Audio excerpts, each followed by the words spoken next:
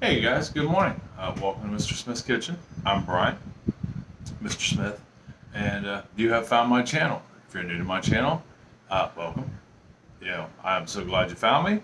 If you're a returner, awesome. I'm really glad you came back. It means I've done something right, or you're a glutton for punishment. Either way, thanks for stopping by. It's Tuesday. And I don't really so much have a single topic today. If you are new to my channel and you found me, I do videos. Try to do videos 3 days a week: Tuesdays, Wednesdays, and Thursdays. Tuesdays, we just sit here in the kitchen at the table and chat. I do most of the chatting, obviously, because I'm on video. But I try to talk about stuff that's new. Social things. Events happening in the news. Whatever suits the fancy. But if you have any ideas or things you want to hear me talk about or you want to talk about, just let me know. Put a comment down below while I'm thinking about it. Don't forget to subscribe. I always like to have people join the club, so to speak. And,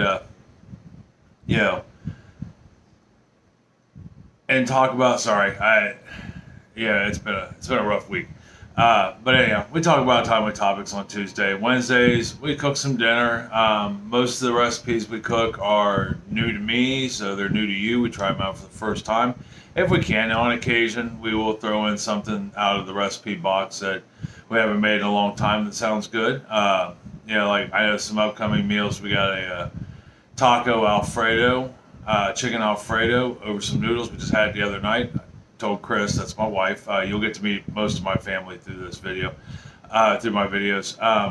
That would be something we really should share. It's an absolutely amazing dish. So that's coming up here soon.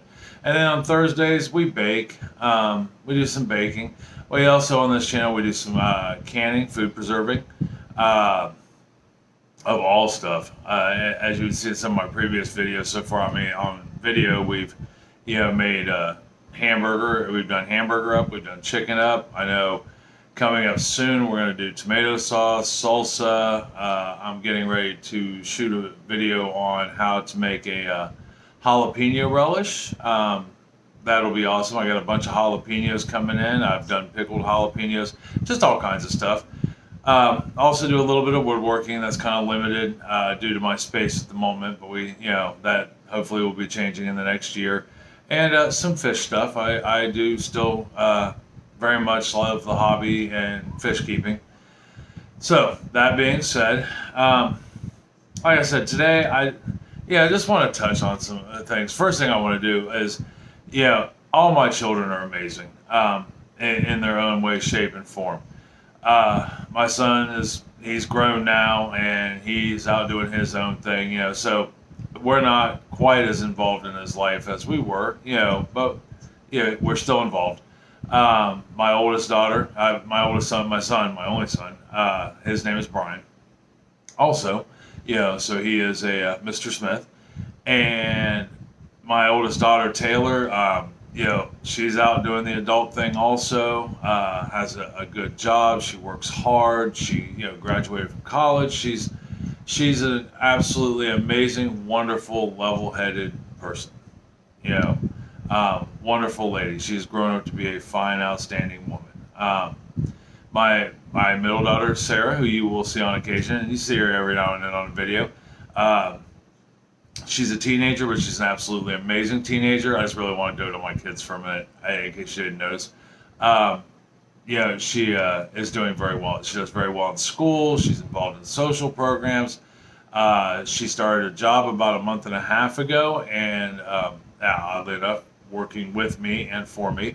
And she's an amazing worker. She has an amazing work ethic. And if you're a parent of a younger person, this will be something new that you will experience, because I had never experienced it, because I had never worked with any of my children before. As a parent, to watch her work without me having to constantly get on her like I do some teenagers about staying busy, she stays busy. She works hard, and she does it independently. As a parent, that makes me so proud to know that I helped instill those ethics in her, which work ethic. I talked about a video back or 2 weeks back. That's important to instill. But I can see as a parent, my coaching and developing of my child in work ethic, much like my oldest daughter and even my son. My son, even though he can be lazy in the real world sometimes, as most young people are, when it comes to work, he works. My oldest daughter, Taylor, when it comes to work, she works. And she even does it right outside of work too. And Sarah, she does it right at home. She is a good daughter. She is an amazing employee. From an employer's stand, right? You couldn't ask for a better employee. And I don't say this because she's my daughter. I say it because I can say it. And she's my daughter. And then Abby, growing by leaps and bounds every day. I mean, she's only 8 years old, so it's not like she's been out working, but she likes to help in the kitchen. She plays. She's a little lacking in the cleaning up behind herself department, but that's okay. She's 8. And for those who don't know, my youngest daughter, Abby, has Down syndrome. She is on the higher end of the spectrum, though, and having a child with disabilities, I try very hard not to treat her differently. She still has responsibilities. She still has to pick up after herself. She still wants to argue just like every other kid does and tell me no. But I can honestly say, all my kids, none of them, I really had to punish, or spank their butt or whatever. Most of them, of course they've gotten grounded and things like that. But they're all doing very well, and I'm very proud of them. I want them to know that I'm very proud of you guys. So that being said, I wanted to dote on that. Another thing I was thinking about this morning, so my day usually starts about 5:30 in the morning, and 5:30 in the morning, no matter what time I go to bed, I'm up by 5:30 in the morning. Sometimes 6 if I want to sleep in. But I got up this morning and got coffee made for Chris. Chris is my wife. I'm sure you'll meet her someday. And well, she's been in a few videos. She's taught us how to cook a couple things like a flan, which is a dessert, or flan, depending on who you are. I get her coffee made, fed the dog, and got her water, just like I always do. Let her out. Got the plants outside the garden watered. It's powerfully hot and dry here at the moment. No rain in sight, although we've had plenty of rain this year. But if you look back at some of my other videos, some of my vegetables and herbs are in planter boxes on my porch, so they don't get rain when it rains. But anyhow, got all those watered, and then dropped Sarah off at school, and I stopped by the grocery store to pick up a few things I needed to make what will hopefully be this Thursday's baking video. We're gonna do cookies this week, and I hope they're a really good cookie. I've never tried the recipe, but it sounds amazing. We'll talk about that here in a little bit. And I notice this no matter what grocery store I go to now. In our town, it's pretty much Walmart and Kroger. There is a Giant Eagle, but the prices are so high there that I know we don't shop there. But even when I work, I live in Newark, Ohio. I work in Westerville, Ohio, which is a small city right connected to Columbus, which is the capital. And so I do some shopping, at the grocery stores there too. There's Myers, there's also Giant Eagle, Kroger's, some of the things we have here minus the Meijer. But even shopping in the larger areas, the more metropolitan cities, the shelves are still kind of empty. And I'm not going. And I'm all about not having a variety. I don't really need 12 different types of olive oil sitting on the shelf. But I noticed that there's like areas where nothing is on the shelf anymore. And at first I thought it was people just coming in and buying out. Let's buy all 82 cans of coffee. But I don't think that's the case. I think we're still struggling with the getting it shipped. to us. I saw on the news that they're struggling for truck drivers. You know, um, so and I know from experience, I was a truck driver briefly, a big rig hauler, and I don't. It amazes me how that there's a need for that. I mean, it pays very well. If you're looking for now, it is kind of a lonely job. You can be gone for weeks on end. It can be work. You may have to unload your own rig at your stops, but pays very well.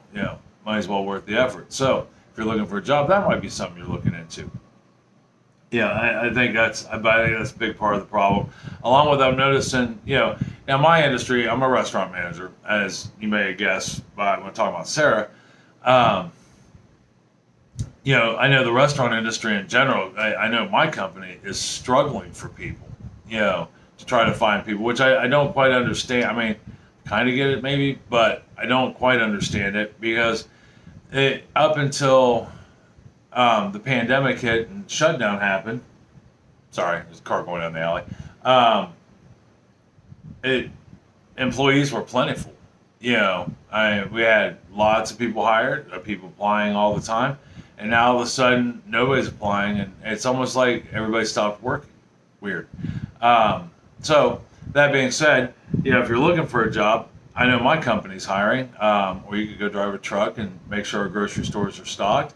I know restaurants down in Athens, Ohio, near OU. It's Ohio University. They're struggling to get product into their restaurants because companies don't have the drivers to bring their stuff down. I think what it comes down to is it's time for people to get back to work. I get the pandemic thing. I get it. But as I've encouraged in my last few videos, if we all get vaccinated, we can all get back to work. I never stopped working through the whole pandemic, at all. I was still working 50 plus hours a week, and getting yelled at by customers because they're stressed. But that's another topic for another time. Yeah, if you go into a restaurant, and especially one that deals with younger people, it might be their first job. Remember that. Everybody had a first job. It might even be their first day on their first job ever. So be kind. There's been a lot of unkindness in the world, and I think it's time we put a stop to it. As a country, the way we're acting right now, we act like fighting siblings who won't quit. And I think it's time that mom and dad, so to speak, started whooping ass and grounding people. That's just my opinion. I could be wrong. Yeah, and another thing I was thinking about, I was at the doctor's office last week, and I was talking to the secretary or the receptionist, and we were talking about the gardens, and how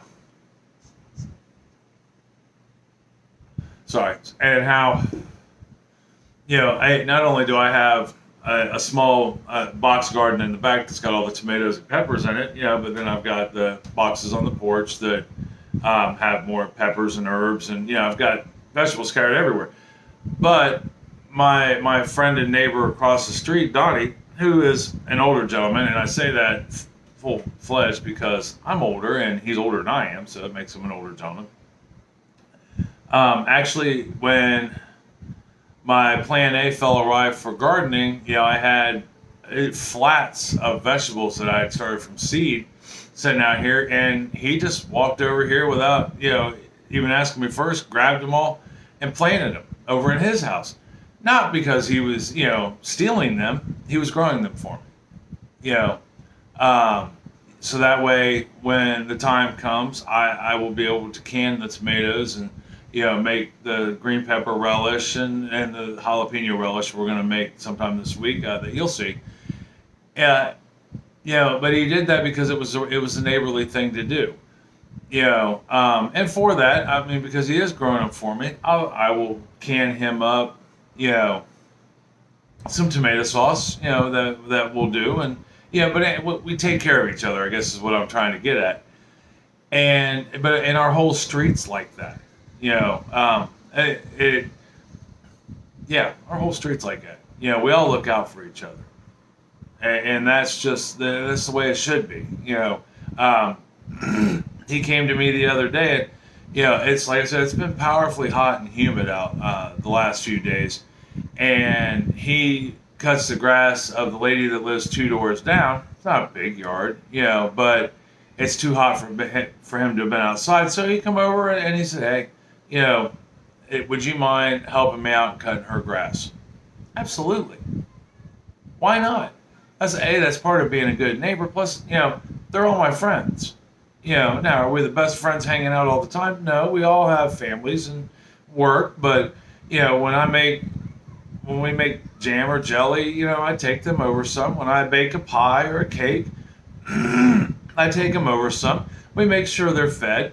We have a lot of elderly people on our street, that need looked after, and in the process, they kind of do their best to take care of us. We lack for nothing, but we act like a true community. And the point of this was, as I was talking to the receptionist up there, and she was scheduling my next appointment, she sees so much just me, and she's got a point. I see it at working with the public every day. Man, oh man, there's a whole lot of me. What's in it for me? Sometimes the best what's in it isn't for you. It's what's in it for us. How does this help us? You shouldn't always go after doing something for somebody else because there's something in it for you. I used to tell the kids all the time when I would ask them to do something, and they would half-heartedly say, "Well, what do I get?" And my standard answer, I even tell my employees this, is you get the satisfaction of knowing you did something good for somebody else or did your job for that day. And then sometimes that should be it. Now, to be rewarded is always nice, but it's not necessary. We have started down that path of me, and not us. And I think it's burning us in the long run. I think that's part of the reason why we're so divided now. And it's, we as a country, as a society, we are so divided in so many ways. I mean, no human race and society has ever completely gotten along. But man, we are in rough shape. It's not just the haves and have-nots anymore. I think of all the different things, like there's the cancel culture. There's all the racist groups that are out there. That have come out of the woodwork over the last 4 or 5 years. There's your far left. Everybody's battling for something. I hope we all stop and take a deep breath and give each other a hug before we ruin each other, before we ruin our society. I see it coming. Between hatred and racism, social inequality, I mean, you see it all the time. Now, that being said, I don't believe the answer is, because it's like Bernie Sanders. Bless Bernie Sanders. And I know I'm rambling on about several things at once, but these are all just things that are running through my head. So he talks. I would love to sit down and talk to him. I don't even agree with all his ideas to some extent, but he wants college to be free. To some extent, I agree with that. I think a 4-year or a 2-year technical degree, or even a 4-year degree, because I know I got an associate's degree in automotive, but it took me 4 years because I had a family and a job on top of that. But that being said, I think things like that should be free. But I don't think all of college should be free. I think there are some things that should be paid for. Because I think 10 years, 12 years in college for free is a bit much. That's my opinion. Opinions obviously vary. I think universal health care is something we should have. Health care has become a right. It's not a privilege. Um, Even though I think extending the living at times causes generational gaps so large in belief that in what you believe and how you act, that sometimes it gets older people in trouble because they're not quite caught up with the thinking of now. Um, but all the same, healthcare has become a right, and I don't think it should cost you a third of your income every payday. I believe. Now, that being said, that's just two of many things that Bernie pushes for. Like I said, I don't altogether disagree with what he has to say. But my big question to him would be, how exactly do we pay for all this? If we wanted to do everything that, I will say the people who believe more towards the left, free childcare, free health care, free college, and social equality, which social equality needs to happen. That needs to happen. But if we want our federal government to pay for it, or help us with it, I should say, how do we pay for it? His thing is to tax, and many of the senators and Republicans, mostly on the Democratic side, feel that the top 1% should pay taxes, and that I agree with. But I don't think that would be the solution to be able to pay for all of this. Now I have thoughts and ideas. I know at one point when you moved to the U.S. from another country for a little while, and it was it was to help you get on your feet, but new immigrants didn't pay taxes, in the beginning. It was kind of like a gift. So that way to help them get on their feet and better make it before they pay taxes. So if that's still a thing, maybe that should stop. I don't ever mind paying a little more in taxes if it's going to the greater good. But I've heard three different people talk, one of them being somebody you guys may not know is Paul Harvey, who is no longer with us, but he used to have a radio show. And he said something that I've heard from a few different people, that traditionally when taxes go above, employment taxes go above 20% for any extended amount of time, societies start to collapse financially, that it goes too high. And right now in the U.S., the average is about 42%, so we're double that. And kind of look at the mess we're in. I don't want to pay my entire paycheck in taxes, but if it goes to help some things, I'm down with that. But before we raise those, let's look at the cost of things. How much are we paying for stuff? As far as the government goes. I remember one time in Columbus, this was decades ago, but they had built the new police station. And when they built the new police station, I remember the drinking fountains on the first floor were brass, beautiful, gorgeous, and they cost $1,500 a piece. Now we're talking back in the late '90s, mid '90s, and you could buy a ceramic one for a couple $100, which I still think is kind of pricey, but for that, but $1,500, 40 years ago or 30 years ago. It was a lot of money. Do we really need to spend that much money and have brass drinking fountains on the first floor? No. That's just what it comes down to. No. That's like I know that I can go to the hardware store and buy a bolt for 10 cents. A bolt, 10 cents. But if I'm buying that bolt, or the government's buying that bolt, all of a sudden that bolt is like $5. Makes no sense. So, let's look at where our money's going to begin with. And unfortunately, we have to rely on other people that we put in the office to take a look at it. None of us have time to sit down and look at the books. That's just what it comes down to. We rely on other people to do it. But anyhow, that was some of the things I was thinking about. If you're still one of those guys doing 100 mile an hour on the freeway, stop it. You're killing gas prices. All right, that's just what it comes down to. Try doing the speed limit. A couple miles over is good, but dude, flying down the road constantly. There's a lot of you out there doing it, at least in Ohio. That's just, you're killing the gas prices. Remember, you're part of the problem, not the solution at this point. All right, so this week, tomorrow, we're going to do for dinner, we're going to do Hungarian paprika chicken over egg noodles.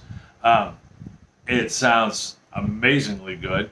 And then Thursday, as long as things go well, we're going to do a chocolate caramel cookie with sea salt sprinkled on top.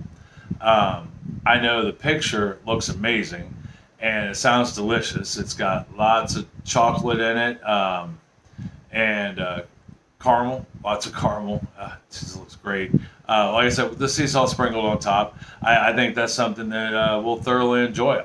I know I'm looking forward to it.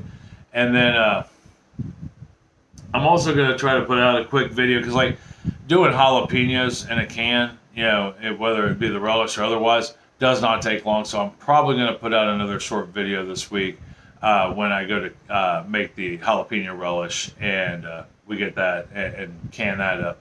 So I think that's our plan for this week. So we'll do Hungarian paprika chicken tomorrow or egg noodles.